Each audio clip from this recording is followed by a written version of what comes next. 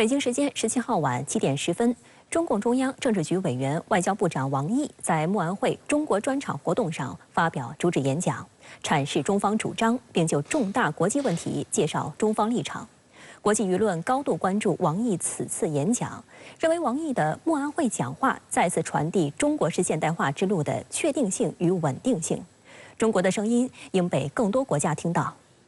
慕尼黑当地有座闻名遐迩的和平天使雕像，既是人类战争结束的纪念，更是对永续和平的期待。王毅此次在慕安会的主旨演讲也延续了倡导和平、平等、有序的世界多极化主题，就构建人类命运共同体阐释了中方主张。当前世界大变局加速演进，世界进入新的动荡变革期。虽然由于参会人数差距，西方阵营仍是慕安会的最大音量。 但中国专场的掷地有声，无疑为慕安会注入正面能量。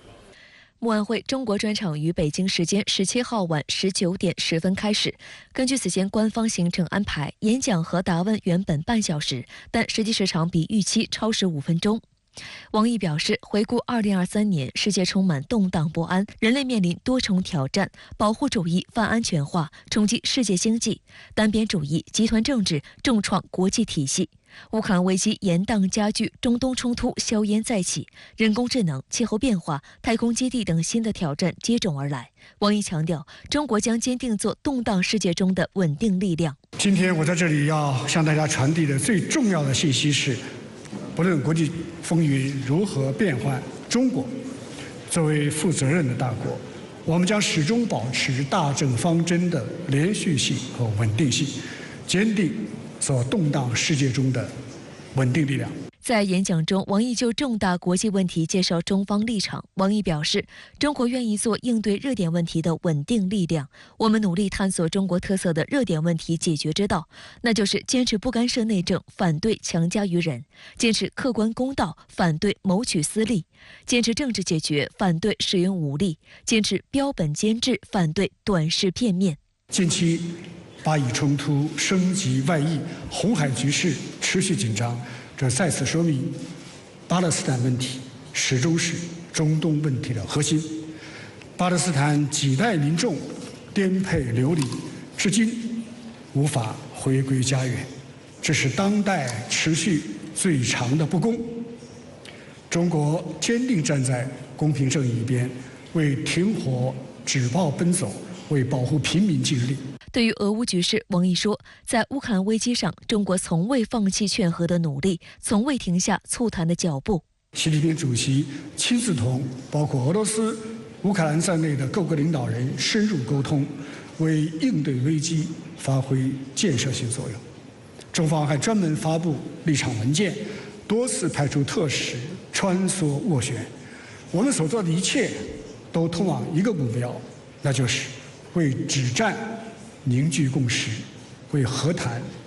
铺路架桥。演讲中，王毅还提到，了解国际社会非常关注中国经济，强调中国经济始终充满活力和韧性。随着世界上最大规模市场的快速成长，中国将向世界释放更大利好。他强调，中国开放的大门只会越开越大，将继续扩大制度性的制度性开放，缩减外资准入的负面清单，为包括欧洲在内的各国企业提供更为市场化、法治化、国际化的营商环境。各位朋友，德国有句寓言：一个人的努力是加法，一个团队的努力是乘法。这对国与国关系而言同样如此。 我们希望各国寻求共赢，避免多输，团结合作，同舟共济，为世界注入更多的确定性，为人类创造更美好的未来。以上就是我的开场的发言，谢谢各位的倾听。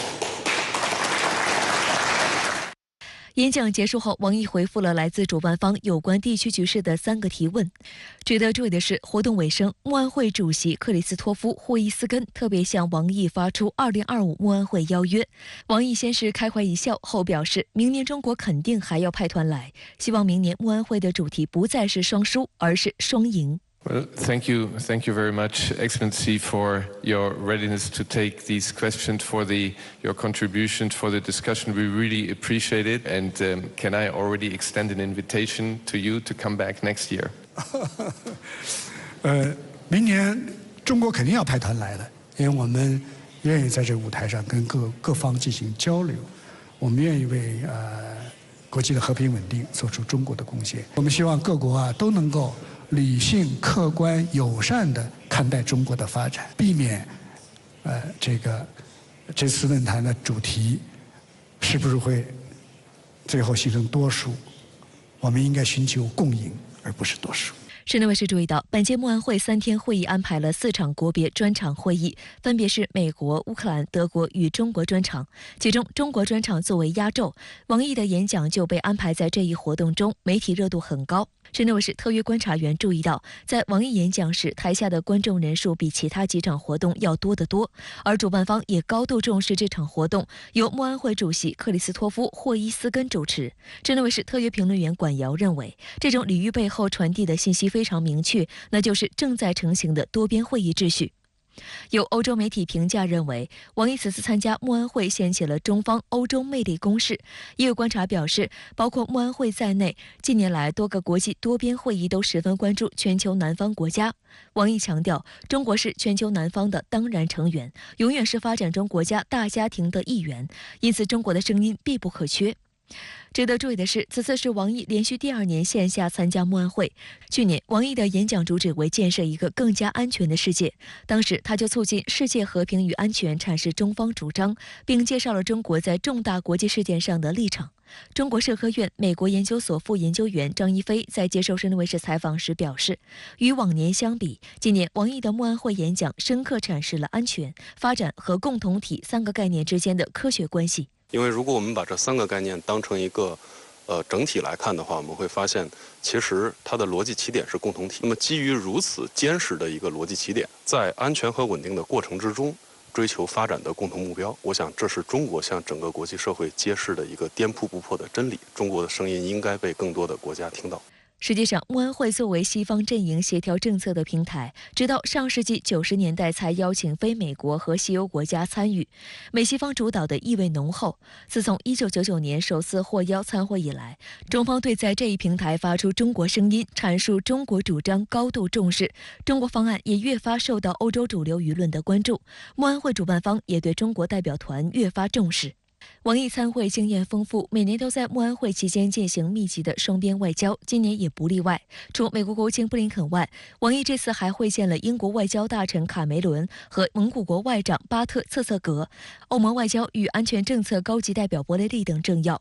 在与英国外相卡梅伦会晤中，王毅强调，中英同为联合国安理会常任理事国，应加强战略沟通，为促进安全、维护和平发挥应有作用。双方应共同努力，扩大利益交汇点，加强交往合作，妥善处理分歧矛盾，推动中英关系重回健康稳定发展的正确轨道。卡梅伦指出，英方愿从战略角度看待英中关系，同中方发展更具建设性的双边关系，以相互尊重的方式管控分歧，解决矛盾。英国卫报指出，这是卡梅伦出任英国外相以来首次与王毅面对面交谈。卡梅伦任内曾促成了中英黄金10年，两国关系进展良多。但近年来，英国配合美国印太战略所造成的负面影响，日益毒化中英关系。去年12月5号，王毅同卡梅伦通了电话，在通话中，王毅特别提到要把握好中英关系发展的大方向，表示希望英方树立正确对华认知。他同时提到，中英要保持沟通和对话，加强协调，深化合作。中国社科院美国研究所副研究员张一飞告诉深圳卫视记者，中英地理距离遥远，过去数十年来，两国在安全关系上的联系并不深。实际上，中英没有根本的战略利益冲突，而英国政府近2年却采取了一些损害双边关系的举动，而相应的，英国在中国整体外交大局中的地位也有所下降。张一飞认为，卡梅伦曾任英国首相，对英国的国际利益有深刻的认识，因此这次与王毅的会见是两国战略高层重新审视双边关系的重要机会。3根支柱，一根在下降，一根没关系，一根比较稳定，那么整体就会相对比较下降。所以这一次王毅外长和英国的这个会谈，我想也是给双边提供了一个再出发的机会，更重要的是给英国提供一个这个自我反思，重新审视双边关系重要性的这样一个机会。深圳卫视注意到，王毅在慕尼黑也按照惯例与欧盟高官会面。去年10月，王毅在北京与来访的被称为欧盟外长的欧盟外交与安全政策高级代表博雷利举行了中欧高级别战略对话。这次在慕尼黑，两人再次见面。王毅表示，世界变得越来越乱，各种不确定性、不稳定性明显增加，中欧关系越来越重要。在这个时候，那么中欧关系就越来越重要。中国刚刚过完我们的农历新年，我们已经进入了一个龙年。龙是中华文化的象征，预示着吉祥、进取和活力。所以我希望中欧关系，今年中欧关系也能这个龙腾虎跃。中方历来高度重视对欧关系，视欧盟为多极世界中重要和独立的一极。中方也认为，中欧关系有着内在逻辑，不应受第三方影响和干扰。根据此前外交部公布的消息，慕安会后，王毅还将访问西班牙、法国，在法国举行中法战略对话。深圳卫视注意到，在参加慕安会前后访问欧洲国家，也是中国外交的传统。去年，王毅就访问了包括法国、意大利、匈牙利和俄罗斯在内的4国。张一飞指出，近年来欧洲战略自主倾向上升，尤其是俄乌冲突爆发以来，欧洲方面意识到外交上需要与美国拉开距离，而中国坚定支持欧洲战略自主的持续性政策，符合欧洲绝大多数国家的愿望。而今年美国选战也让欧洲国家不得不为特朗普重返白宫做准备，因此更需要平衡外交的策略。双方的高层互动确实在很大程度上起到了稳定信心，还有巩固共识的这样一个作用。所以我想，在未来更长时间的互动之后，那么中欧双方机制性的、规律性的高层互访是有可能成为现实的。慕安会已经进入第2天，那您这次参会有哪些观察和感受？会议的焦点是哪些？中国议题受关注的情况又是如何呢？好的，主持人，慕安会已经进行到第2天了，应该是精彩纷呈的一次会。从目前来看呢，慕安会既有中国问题，也有中国焦点，更有中国关注。所谓的中国问题呢，就是从慕安会的报告发布到现在的主要的关键人物的参与慕安会的言论表现，到中国代表团在慕安会的一个实际情况来看，中国议题确实是一个备受关注的问题。那么各国的政要焦点人物呢，在谈论他的问题和观点的时候呢，几乎大部分人都提到了中国，对中国问题、对中国立场的关切。那么中国焦点呢，就是涉及到的大部分区域，包括中东、撒哈拉、非洲，包括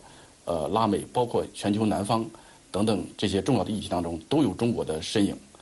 同时呢，对一些关键和焦点议题，比如说这个地区冲突这个俄乌危机，以及我们说的气候变化、科技发展等等，中国的因素无疑也被纳入到其中当中，成为讨论的问题。更值得关注的是，我们中国的代表团、官方的、民间的、智库，包括媒体，在这个慕安会上非常的活跃，比较有能见度，也成为慕安会当中的一抹难以不容忽视的一种亮色。所以我感觉这届慕安会呢，从各个方面来看，中国议题受到的关注度和我们的实际表现，都显示了中国的影响力、中国话题的力量。主持人。王毅与布林肯在慕尼黑会见，再次重点阐明中方在台湾问题上的立场，结合赖清德将于5月上台的情况，那您对于此次中美外长谈及台湾问题有何观察呢？台湾问题确实是这次这个慕安会当中呢几个 panel 里边讨论的议题之一，但是我也注意到欧洲在台湾问题上还有意思，他们在慕安会报告中说呢，对第三方的欧洲人也提出自己的看法，比如他特别强调。这个美国的参议院的议长访问台湾，实际上是单方面破坏这个两岸关系的一种行为，这个观点还是比较公允的。也就是说，第三方也要保持他的克制，不要刻意把这个问题突出出来，所以欧洲人有这种立场呢，还是值得我们鼓励或者值得我们进一步关注的。王毅外长同布林肯的会谈当中再次提到了台湾问题，也表明中美关于台湾问题的沟通呢进一步的密切。我们不断的通过阐释和强化我们的立场，希望美国也在台湾问题上保持克制。那么国际社会也要高度关注这个问题，美国不要单方面的试图改变它的现状，或者说提出一些不良的或者是鼓励不良的举动制造台海的混乱。中方还谈及对去风险的反对，并要求美方解除对中国企业和个人的非法制裁。那对此您作何解读呢？确实是去风险呢，是近年来欧洲提出的一个对华政策的一个非常重要的一个方面。那么中国也比较关注。那么我们认为呢，即使在慕安会上，我们也特别强调，就是经济合作中，如果过度的关注风险，过度的关注经济安全，就无以谈深度的合作，无以谈全球化和经济发展。这是我们的立场。那么去风险问题呢，在这个欧洲企业界也有不同的反响。比如说最近我们在慕安会现场就听到一个报道，但是也确实是事实，就是5大经济研究所的 IW 德国经济研究所报道说，尽管欧盟一再强调去风险，但实际上欧洲的企业，尤其德国的企业用脚投票，不但没有减少对中国的投资，而是扩大了对投资。现在为止，德国的海外投资当中，10.3%的投资都在中国，这也是史上最高的一个投资的份额。这也表明企业对中国市场是有信心的，企业还是在用脚投票，认为应该把更多的机会放眼到中国推动和中国的一个务实合作。王毅外长还将访问欧洲，在欧方所谓去风险杂音下，您对于王毅此次欧洲行有何期待呢？其实这次出访为这个2024的欧洲年呢，奠定了基础。大家可能知道，近些年来，尤其疫情结束之后呢，中欧关系恢复的脚步在加快。2023年呢，中欧关系企稳回升。在这个基础呢，王毅外长进一步的访问西班牙和法国呢，实际上是为中法这个建交60年以及这个中西关系的进一步发展呢夯实基础他也在日程里也强调，这是一次这个中法和这个欧洲重点国家的这个战略对话。我想呢，今年肯定又是一个欧洲的大年不但有外长的出访，中欧的热络，还有4月份呢，德国总理舒尔茨的进一步访华。以及我们可能酝酿中的一个高仿的活动，所以今年的中欧关系在高层推动下呢，持续发力，温度持续提升，还是非常值得期待的一年。在这种背景下呢，去风险问题，包括合作中的价值观化、意识形态化、安全化问题呢，会通过不断的沟通交流呢，得到一定程度的缓解，为中欧关系的2024发展呢，夯实很好的一个务实合作的基础。当地时间2月16号，中共中央政治局委员、外交部长王毅在德国慕尼黑应约会见美国国务卿布林肯。王毅明确指出，现在中美最重要的任务就是让旧金山愿景成为现实，并推动两国关系沿着健康稳定的可持续轨道发展。此外，王毅还特别强调，要求美方解除非法单边制裁。中美高层的此次会晤还透露出哪些重要信息？深圳卫视特约观察员在慕尼黑现场报道。16号，王毅在出席慕尼黑安全会议期间应约会见布林肯。深圳卫视注意到，中美双方发布的新闻稿都用坦诚、实质和建设性来形容这次会见的氛围。王毅在会见时首先指出，去年底习近平主席同拜登总统成功会晤，就事关中美关系战略性、全局性、方向性问题深入交换意见，达成重要共识。当前双方最重要的任务就是按照两国元首的战略引领，让旧金山愿景成为现实，推动中美关系沿着健康、稳定、可持续轨道发展。为此，双方要坚持遵循相互尊重、和平共处、合作共赢原则，积极探索两个大国正确相处之道。美方应客观理性看待中国发展，奉行积极务实的对华政策，将拜登总统的承诺落到实处，体现在具体行动中。中美关系应该说还是处于一个非常重要的关键节点。旧金山中美两国首脑达成了一些共识，而且双方的工作层都在为此进行不断的努力。但是呢，随着这种努力不断推进，也有不同的声音不断的干扰中美关系向前健康的发展。还有一个因素呢，就是美国大选日益逼近，是拜登连任呢，还是特朗普回归？这充满了不确定性，也可以体现就是中美关系它的不确定性和它的关键性。台湾问题是中美高层会晤的必谈话题之一。王毅这次对布林肯再次强调，世界上只有一个中国，台湾是中国领土的一部分，这才是台湾问题的真正现状。试图改变这一现状的是台独分裂活动和外部势力的纵容支持。美方如真想台海稳定，就应恪守一个中国原则和中美3个联合公报，将不支持台独的表态落到实处。美国国务院发布的官方通稿显示，布林肯在会晤中强调了保持台海和平的重要性。观察认为，美国近年来强化大国竞合关系的竞争面，打台湾牌的力度不断加大。尤其是台湾地区2024选举结束后，美方多个代表团作秀式窜台。有党内舆论批评这是瘟神打卡，还有美国学者指出，一些美国政客不断挑衅，才是台海和平最大的麻烦制造者。值得注意的是，这个春节期间又发生了台海巡部门追逐，导致4名大陆渔民2死2伤的不幸事件。国台办将其定性为严重伤害两岸同胞感情的恶性事件。观察指出，在距离台独金孙赖清德上任还有3个月的时间发生这样的事情，更为两岸关系增加不稳定因素。因此，在慕尼黑，中美外交高层必然也就此进行讨论。对于美国来说，今年是大选年，因此更要避免台独势力尾巴咬狗，损害美国利益。那在对华政策上呢，台湾牌是一个非常有力度的一张牌。因此呢，我想各方呢，他很可能充分运用这张牌，而且不仅仅台湾牌，其他任何一个有利于自己的牌，都可能打出手。在去年中美元首旧金山会晤期间，习近平就经贸科技问题表明了中方的立场，指出美方在经贸科技领域对华遏制打压，不是在去风险，而是在制造风险。这些错误做法以及由此造成的中美关系不确定性，已经成为最大的风险。美方应严肃对待中方关切，取消单边制裁，为中方企业提供公平、公正、非歧视的环境。今年1月，王毅与美国总统国家安全事务助理沙利文在泰国曼谷会晤的新闻通稿显示，双方同意就国家安全和经济活动之间的边界进行进一步讨论。而这次在慕安会期间，王毅则对美国国务卿布林肯强调，把去风险搞成去中国，建小院高墙，搞对华脱钩，终将反噬美自身。王毅要求美方解除对中国企业和个人的非法单边制裁，不得损害中国的正当发展权益。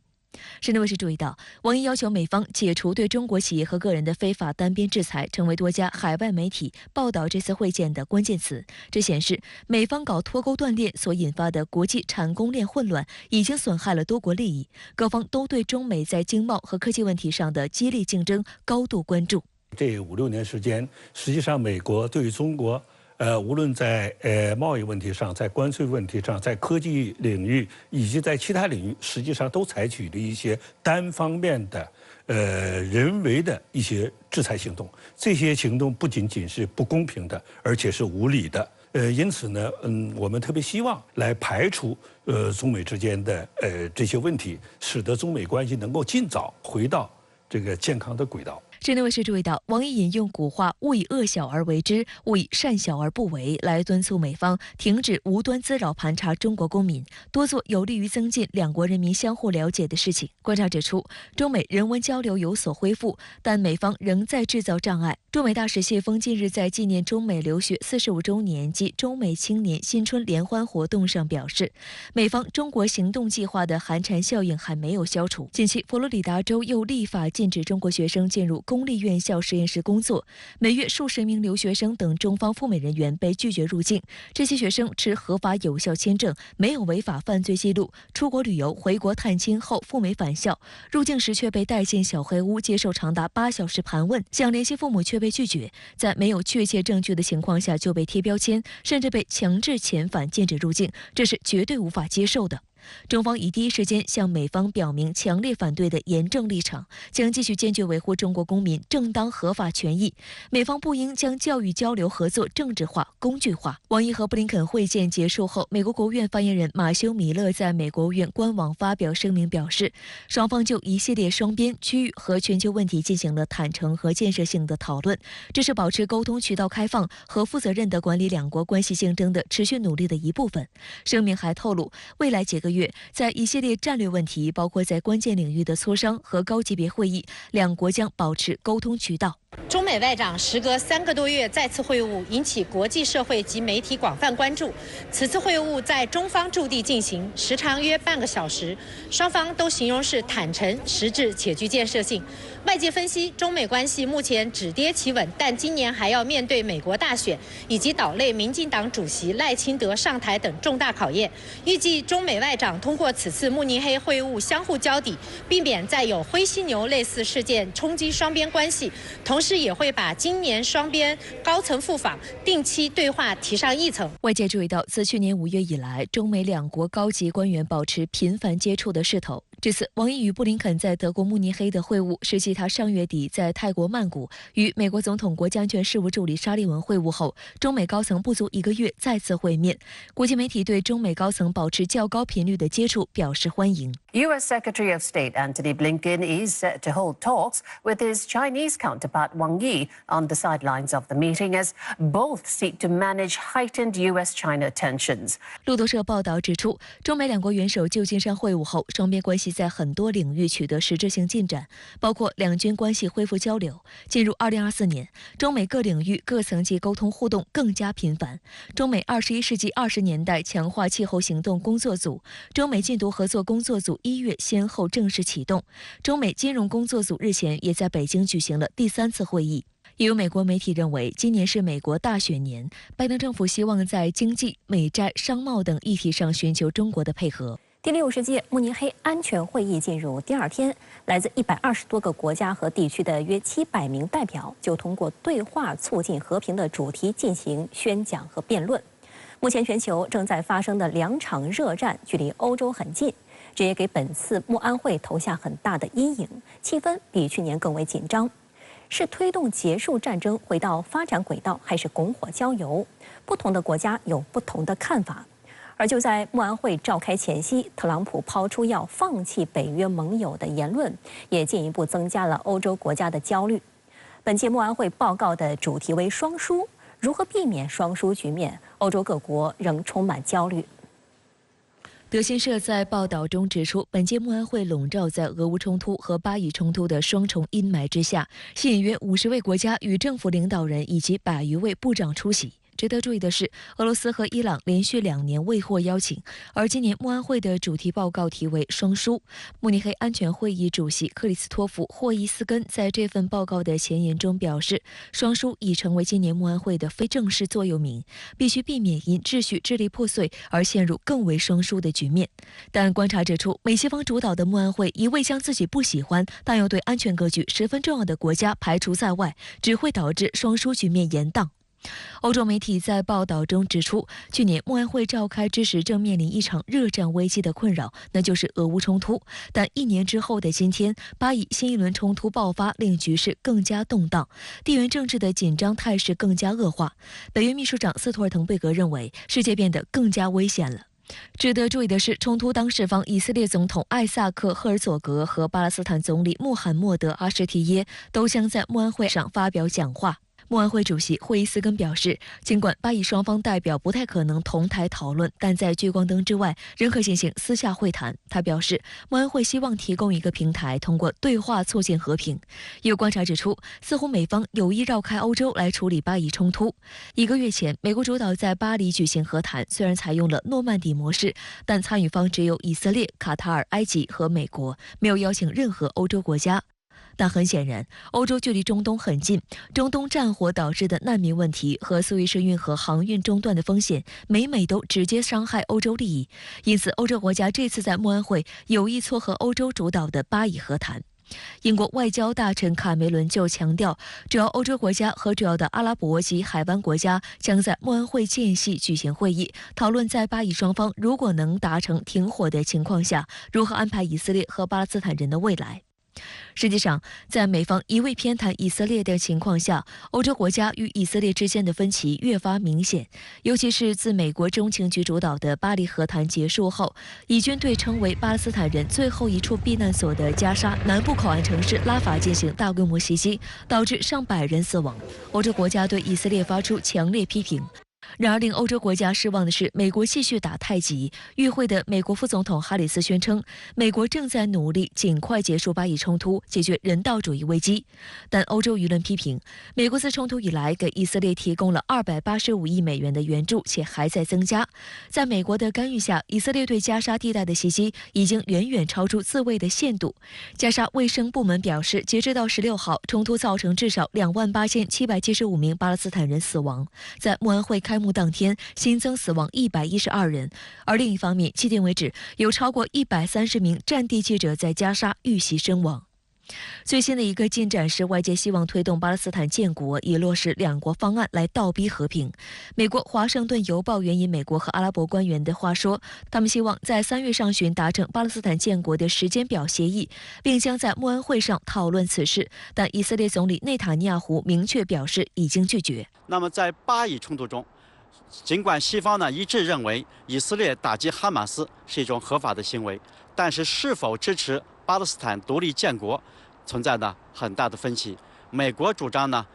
维护以色列的利益，偏袒以色列，但是欧洲的国家强调要支持巴勒斯坦的独立建国权。只有巴勒斯坦建国了，以色列的安全才有保障。本次慕安会正值俄乌冲突将满2周年，欧洲舆论在报道时都指出，去年的慕安会被俄乌冲突的议题所绑架，讨论的最多的是武器还是武器，以及对俄罗斯的制裁。但在美西方的拱火下，俄乌冲突态势并没有朝着北约预设的剧本发展。俄罗斯挺过了美西方10余轮的加码制裁 ，GDP 的增速甚至比欧洲一些国家还要高。有欧洲舆论质疑，拱火冲突实际上惩罚的是欧洲自己。深圳卫视注意到，与去年相比，虽然俄乌冲突仍然是本次慕安会的焦点议题，但是热度已经大为降低。德国媒体认为，无论是欧洲还是美国，都已经深陷援乌疲劳症。美国正值大选年，拜登政府强推的价值600亿美元的对乌援助，铁定不会在国会过关，因此看起来更像是拜登的选举语言。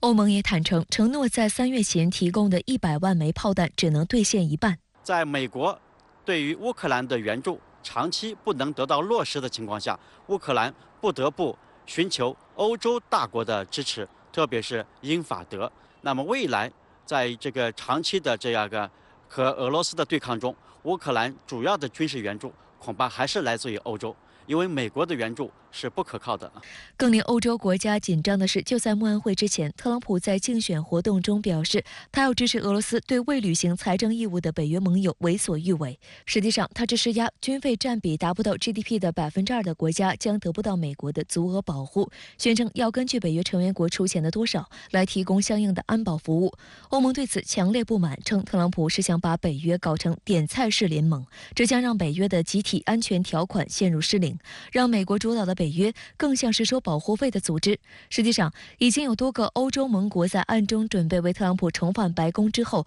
如何与美国打交道进行布局。在欧洲舆论场上，法国总统马克龙关于北约已经脑死亡，以及要求绕开北约组建欧洲军的呼声也被重新提起。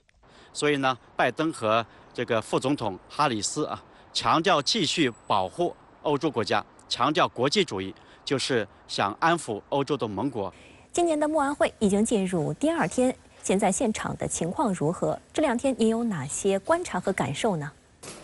好的，主持人，现在是慕尼黑当地时间的17日下午，也是今年慕安会主要议程的第2天。很多参会的国家领导人、政要已经发表了他们的讲话。很不巧的是，今天慕尼黑下了点小雨，天气不算太好。这2天我在现场有一个很直观的感受，各国派出的代表团规格都很高，现场的安保也非常严格。美方的48人大型代表团已经在昨天抵达慕尼黑，由副总统哈里斯和国务卿布林肯带队。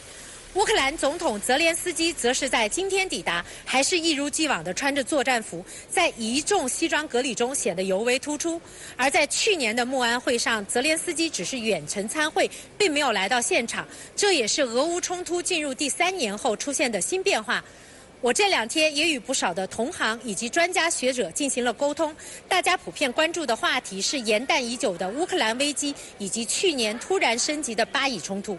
不过我在现场也能明显感觉到，慕安会仍然是西方国家宣示立场的平台。比如今天的会议议程就被俄罗斯反对派人士纳瓦利的突然死亡带跑题，西方国家政要以及媒体也在炒作此事。此外，今年的会议虽然聚焦俄乌、巴以两大冲突，但并没有对俄罗斯、伊朗这样的当事国发出邀请。因此，会议虽然点出了全球安全的问题是什么，但怎么办？我觉得还需要持续关注。另一个受到媒体高度关注的是昨天的中美外长会，美国的国务院早就发布了行程预告。我在现场了解到，美方代表团是专门来到了中方驻地与中国外长见面，可以看出美方的诚意。事实上，去年这个时候，王毅和布林肯也都来到了慕尼黑，线下出席了慕安会，但当时双方并没有举行正式的会见，只是进行了非正式接触。相比之下，今年的气氛就好了很多。虽然中美双方仍然存在一些分歧，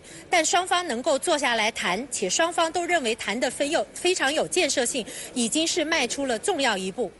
我在前方了解的情况大致是这样。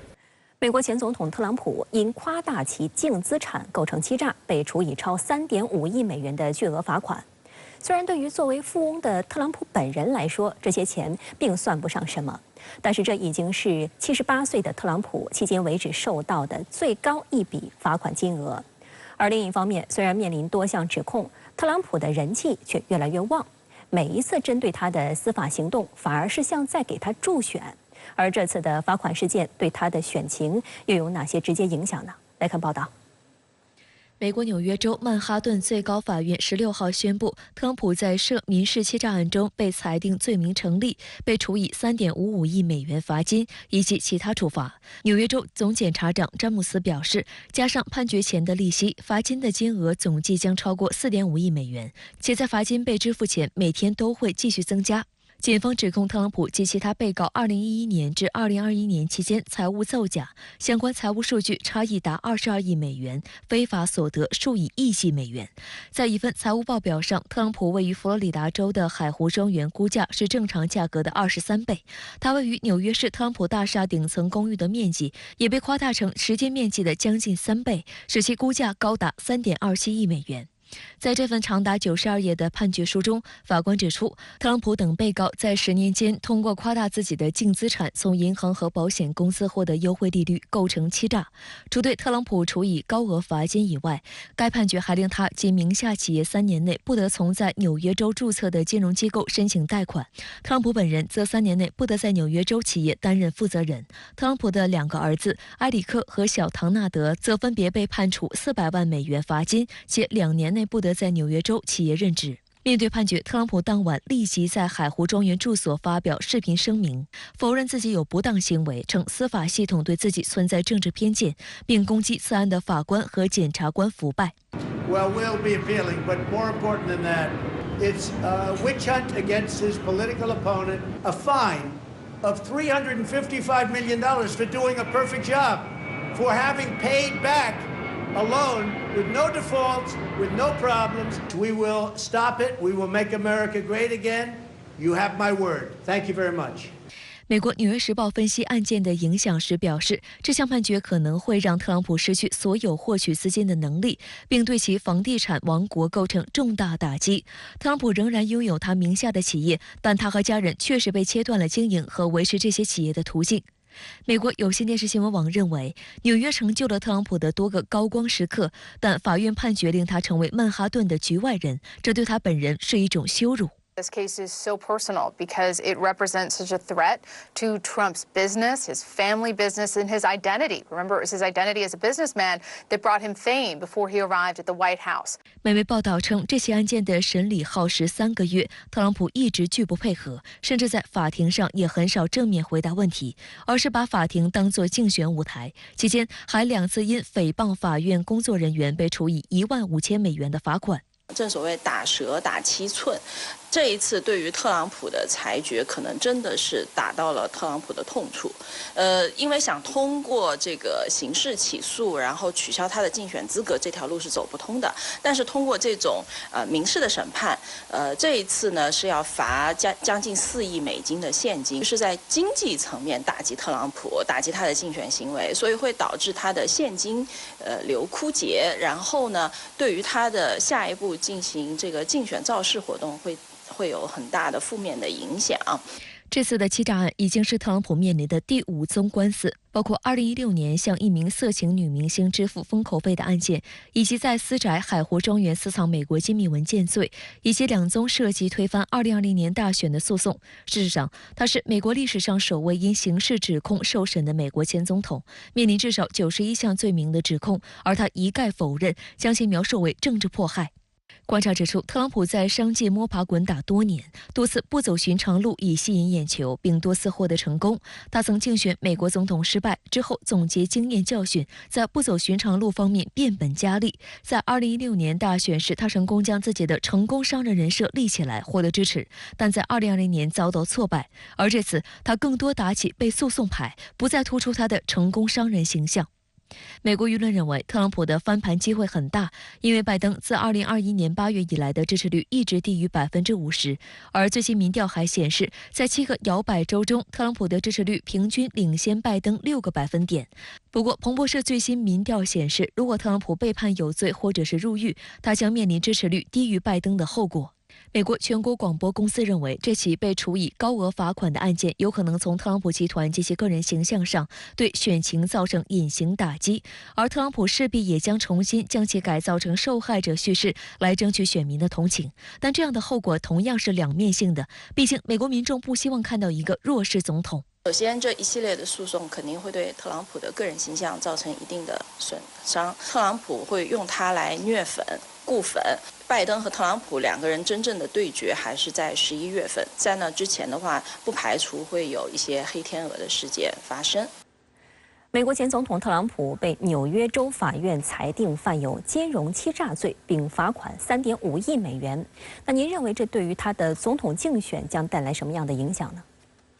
主持人好，纽约州法院判定特朗普的金融欺诈罪成立，罚款高达3.5亿美元，并且禁止他3年内在纽约的任何公司都不得担任高管或者是董事，这引发了全球关注。一个最直接的问题就是你刚说的，会不会影响他的总统竞选？这要从2方面看。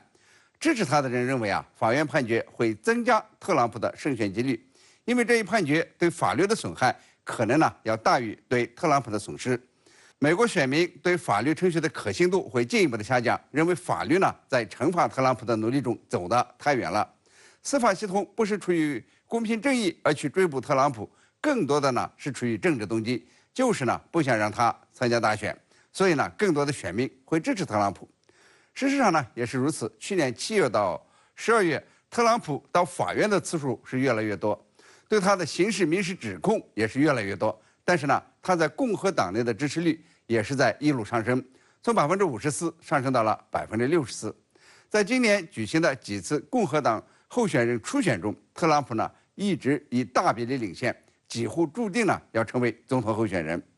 就是在全国范围内，特朗普的支持率也都高于拜登，现在要领先4个百分点。相当部分美国选民不信任司法机构，因此特朗普似乎从他的法律麻烦中反倒受益，常常出现否认、攻击、逆转的现象。他总是能把自己变成受害者形象，甚至有美国选民希望先把特朗普给送进监狱，再当选为总统走进白宫，这样就会进一步的折射美国司法体系的失败。相反反对他的人则对纽约州的判决是兴高采烈，说法院都裁定特朗普是个骗子，是个违法犯罪分子。纽约州法院的裁决及巨额罚款对特朗普的总统竞选究竟是好还是坏，现在还真不好说，只有到11月投票结果出来以后才知道。我们可以肯定的是，从选民对特朗普截然相反的态度看美国社会的两极分化程度是多么的严重。特朗普这样身背多项官司的人，居然也能参加总统大选，恬不知耻的抛头露面，足见美国这个国家是多么的不可思议。